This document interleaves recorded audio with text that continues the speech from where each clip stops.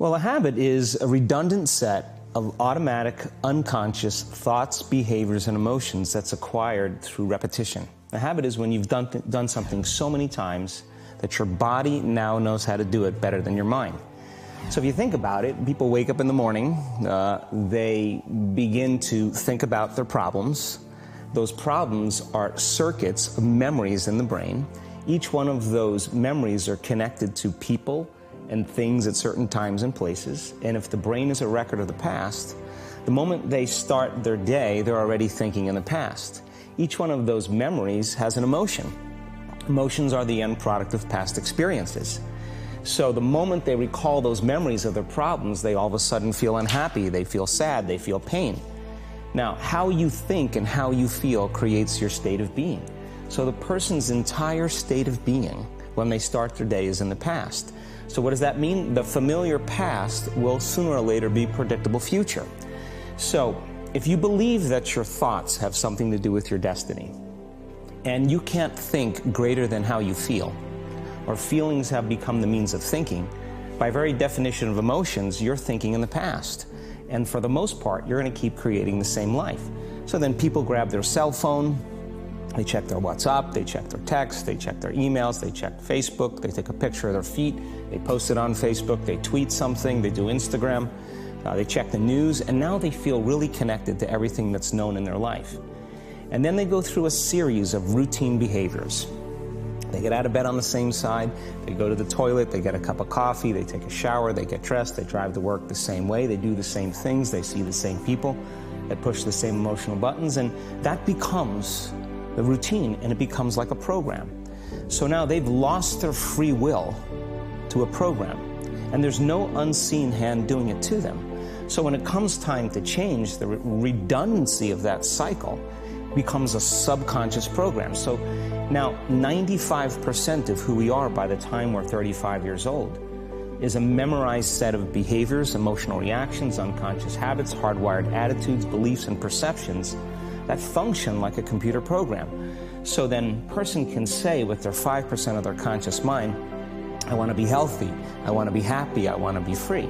But the body's on a whole different program. So then how do you begin to make those changes? Well, you have to get beyond the analytical mind, because what separates the conscious mind from the subconscious mind is the analytical mind.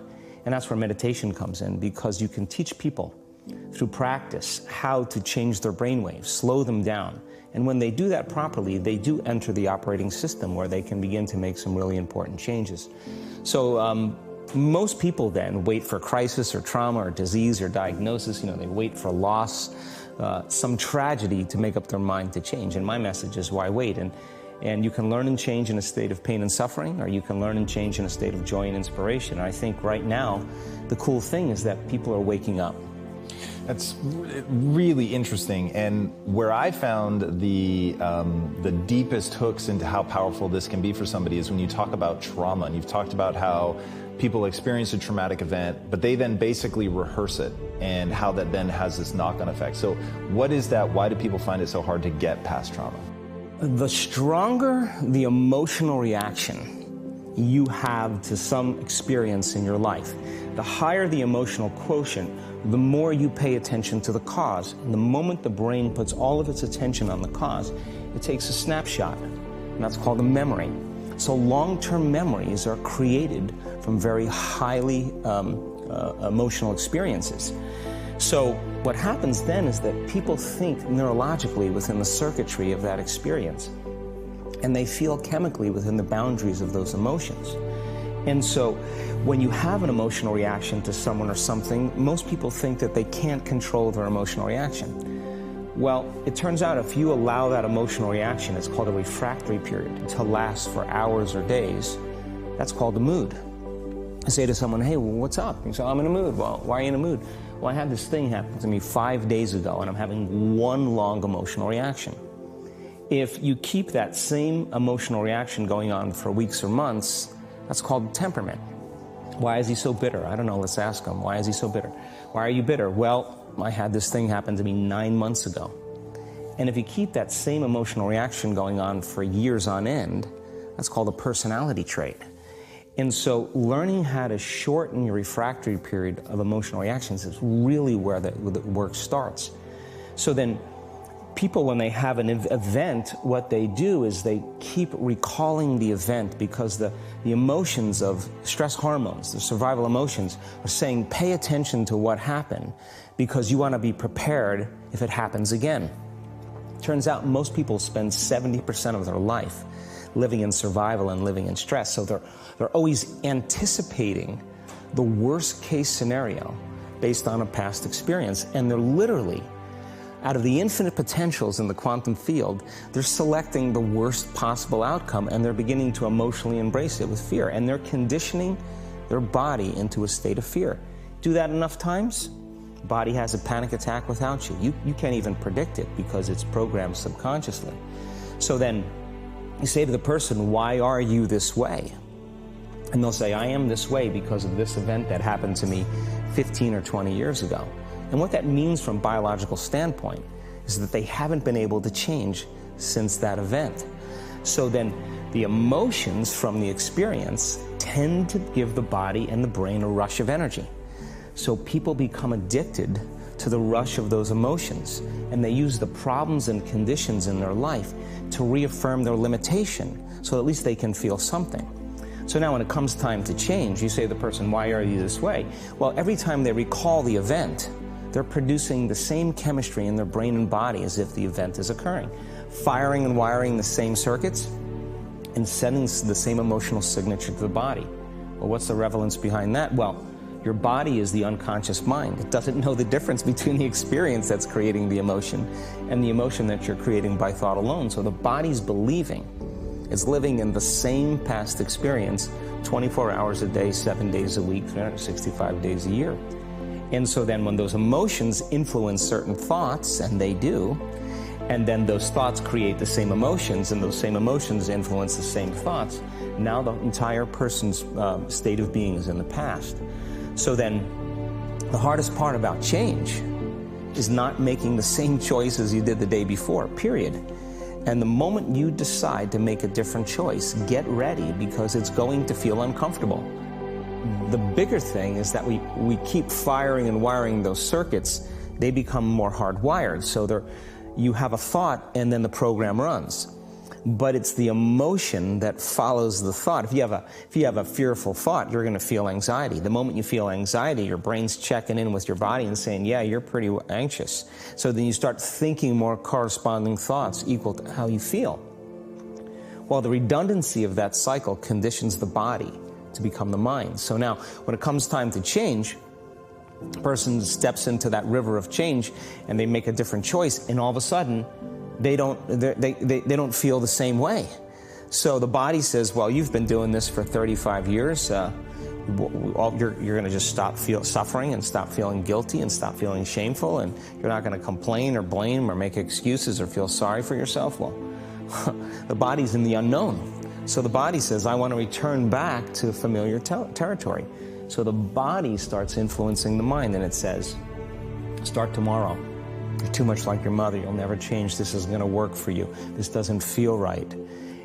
And so if you respond to that thought as if it's true, that same thought will lead to the same choice, which will lead to the same behavior, which will create the same experience, which will produce the same emotion. I want to talk about that notion of, give me a little more detail on what you mean by the body becomes the mind, or the unconscious mind. What do you mean by that exactly? Well, those are two different things. Your body is your unconscious mind. In a sense, if you're sitting down and you start thinking about some future worst-case scenario that you're conjuring up in your mind, and you begin to feel the emotion of that event, your body doesn't know the difference between the event that's taking place in your world, outer world, and what you're creating by emotion or thought alone. So most people then, they're constantly reaffirming their emotional states. So when it comes time to give up that emotion, they can say, I really want to do it. But really the body is stronger than the mind because it's been conditioned that way. So the servant now has become the master. And the person, all of a sudden, once they step into that unknown, they'd rather feel guilt and suffering because at least they can predict it. Being in the unknown is a scary place for most people because the unknown is uncertain. When people say to me, well, I can't predict my future. I'm in the unknown, and I always say the best way to predict your future is to create it. Not from the known, but from the unknown. What thoughts do you want to fire and wire in your brain? What behaviors do you want to demonstrate in one day? The act of rehearsing them mentally, closing your eyes, and rehearsing the action. The rehearsing the reaction of what you want, or the action? The action of what you want. By closing your eyes and mentally rehearsing some action. If you're truly present, the brain does not know the difference between what you're imaging and what you're experiencing in 3D world.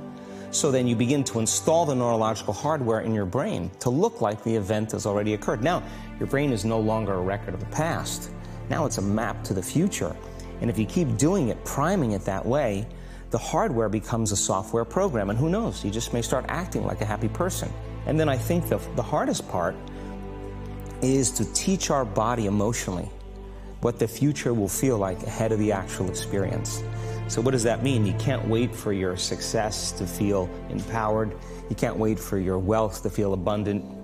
You can't wait for your new relationship to feel love, or your healing to feel whole. I mean, that's the old model of reality, of cause and effect, waiting for something outside of us to change how we feel inside of us. And when we feel better inside of us, we pay attention to whoever or whatever caused it. But what that means then is that from the Newtonian world is that most people spend their whole life living in lack, waiting for something to change out there.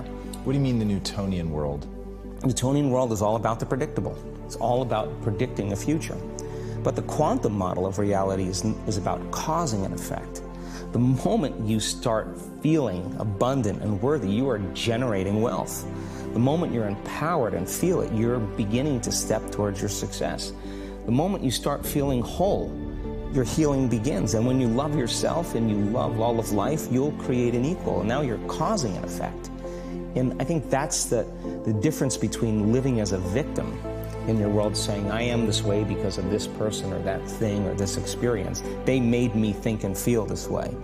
When you switch that around, you become a creator of your world, and you start saying, my thinking and my feeling is changing an outcome in my life. And now that's a whole different game, and we start believing more that we're creators of reality. So how do we go from, okay, I have this negative emotion, it's controlling my life, it's got me in this cycle of, I think about this emotion, which triggers a chemical reaction, which trains my body to feel that way, which makes it easier, more likely I will do it again, and so now I'm in this vicious cycle. And it's unconscious. Right, and you said, does your thinking create your environment, or does your environment create your thinking, which I thought was really, really interesting. So how do we then go from that, like mechanistically, to begin this visualization process of something that's empowering? It's me in a different state, it's my future self. Is it meditation? Is it, what does that look like? If you're not being defined by a vision of the future, then you're left with the old memories of the past, and you will be predictable in your life. And if you wake up in the morning and you're not being defined by a vision in the future, as you see the same people and you go to the same places and you do the exact same thing at the exact same time, it's no longer that your personality is creating your personal reality. Now your personal reality is affecting or creating your personality. Your environment is really controlling how you think and feel unconsciously, because every person, everything, every place, every experience has a neurological network in your brain. Every experience that you have with every person produces an emotion. So some people will use their boss to reaffirm their addiction to judgment. They'll use their enemy to reaffirm their addiction to hatred. They'll use their friends to reaffirm their addiction to suffering. So now they need the outer world to feel something. So to change then is to be greater than your environment, to be greater than the conditions in your world. And the environment is that seductive. So then why is meditation the tool? Well, let's sit down, let's close our eyes.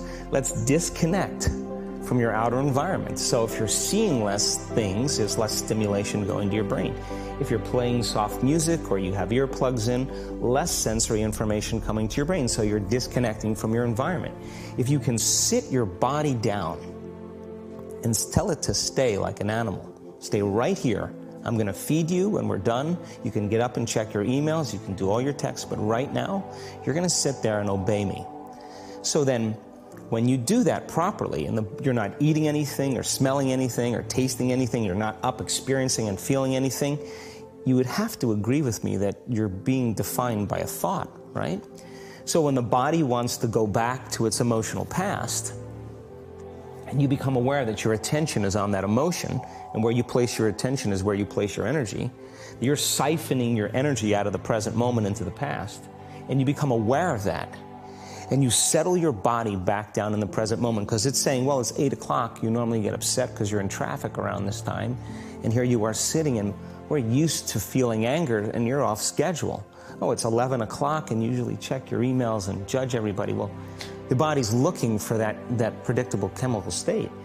Every time you become aware that you're doing that, and your body is craving those emotions, and you settle it back down into the present moment, you're telling the body, it's no longer the mind, that you're the mind, and now your will is getting greater than the program. And if you keep doing this over and over again, over and over again, over and over again, just like training a stallion or a dog, it's just going to say, I'm going to sit. And the moment that happens, and the body's no longer the mind, when it finally surrenders, there's a liberation of energy. We go from particle to wave, from matter to energy, and we free ourselves from the chains of those emotions that keep us in the familiar past. And we've seen this thousands of times. In fact, we can actually predict it now on a brain scan. If you like Succeed with Knowledge, subscribe and give us a thumbs up. And thanks a million. Cheers.